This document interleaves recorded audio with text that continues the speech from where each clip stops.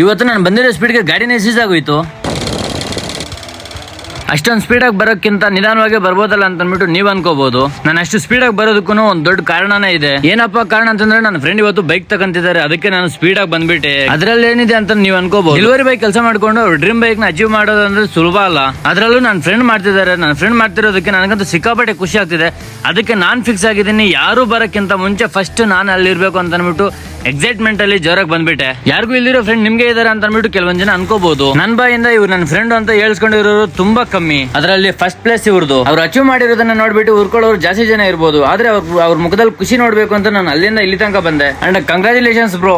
ಗಾಡಿ ಡೆಲಿವರಿ ಆಗೋಯ್ತು. ನಾನಾದ್ರೆ ನನ್ನ ಗಾಡಿ ಎತ್ಕೊಂಡು ಶೋರೂಮ್ ಹತ್ರ ಬಂದೆ. ಸರ್ ಏನಾಗಿದೆ ನೋಡಿ, ಸ್ವಲ್ಪ ಇಂಜನ್ ಅಲ್ಲಿ ಸೌಂಡ್ ಬರ್ತಿದೆ ಅಂತಂದ್ರೆ ಅವ್ರ ಏನಂದ್ರು ಗೊತ್ತಾ, ಇಂಜನ್ ಸೀಸ್ ಆಗಿದೆ ಸರ್, ಇನ್ನೇನು ಕೆಲಸ ಬರಲ್ಲ ಇದು ಅಂತ ಅಂದ್ಬಿಟ್ಟು ಅಂದ್ರು. ರಿಪೇರ್ ಮಾಡೋದಕ್ಕೆ ಎಷ್ಟಾಗುತ್ತೆ ಸರ್ ಅಂತ ನಾನ್ ಕೇಳಿದ್ರೆ 25,000 ಅನ್ಬಿಟ್ರು. ಹೋಗ್ಲಿ ಈ ಗಾಡಿ ಹಾಕ್ಬಿಟ್ಟು ಹೊಸ ಗಾಡಿ ತಗೋಣ, ಎಷ್ಟಾಗುತ್ತೆ ಸರ್ ಇದು ಎಕ್ಸ್ಚೇಂಜ್ ಎಷ್ಟು ಹಾಕೊಂತೀರಾ ಅಂತ ಅಂದ್ಬಿಟ್ಟು ಅಂದ್ರೆ ಅವ್ರು ಹೇಳಿದೆಷ್ಟು ಗೊತ್ತಾ, ಬರೀ 16,000. ನನ್ ಗಾಡಿ ಆರಾಮಾಗಿ ಕಳ್ರ ಕೈ ಕೊಟ್ರು 60,000 ಮೇಲೆ ಕೊಡ್ತಾರೆ. ಇವ್ರು ನೋಡಿದ್ರೆ 16,000 ಅಂತವ್ರೆ. ಬೇಡ ಬಿಡು, ಗಾಡಿ ರೆಡಿ ಮಾಡ್ಸ್ಕೊಬಿಡೋಣ, ಆಮೇಲೆ ಬೇಕಾದ್ರೆ ಹೊಸ ಗಾಡಿ ಬಗ್ಗೆ ಯೋಚನೆ ಮಾಡೋಣ ಅಂತ ಅಂದ್ಬಿಟ್ಟು ಗಾಡಿ ಆದ್ರೆ ರೆಡಿ ಮಾಡ್ಸಕ್ ಕೊಟ್ಬಿಟ್ಟೆ. ಬ್ರದರ್ ಪಾಪ ಕಷ್ಟಪಟ್ಟು ಅದು ಇದು ಅಂತ ಅಂದ್ಬಿಟ್ಟು ಎಲ್ಲ ಮಾಡಿ ಕ್ಲೀನ್ ಆಗಿ ಎಲ್ಲ ಇಂಜನ್ ಅಲ್ಲಿ ಇರೋ ಪಾರ್ಟ್ಸ್ ಎಲ್ಲ ಹೊಸ ಪಾರ್ಟ್ಸ್ ಆಗ್ಬಿಟ್ಟ.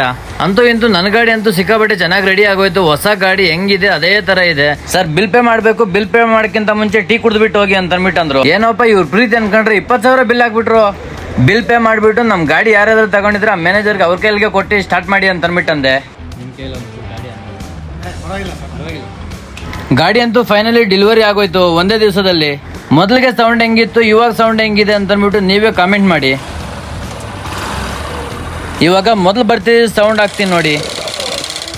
ಸೊ ನನಗಂತೂ ಇವಾಗ ಮನ್ಸು ಸ್ವಲ್ಪ ಸಮಾಧಾನ ಆಯ್ತು. ಅದಕ್ಕೆ ನನ್ನ ಗಾಡಿಗೂ ಸ್ವಲ್ಪ ಹೊಟ್ಟೆ ತುಂಬಿಸ್ಬಿಡೋಣ ಅಂತ ಅಂದ್ಬಿಟ್ಟು ನಾನಾದ್ರೂ ಹೋದೆ ಪೆಟ್ರೋಲ್ ಬಂಕ್ಗೆ. ಸೊ ಇವತ್ತಿನ ರೀಲ್ ನಂದಿದು. ಈ ರೀಲ್ ನಿಮ್ಗೆ ಇಷ್ಟ ಆದ್ರೆ ಲೈಕ್ ಮಾಡಿ, ಕಾಮೆಂಟ್ ಮಾಡಿ, ಶೇರ್ ಮಾಡಿ. ಸಿಗೋಣ ಮುಂದಿನ ವಿಡಿಯೋದಲ್ಲಿ. Thank you so much.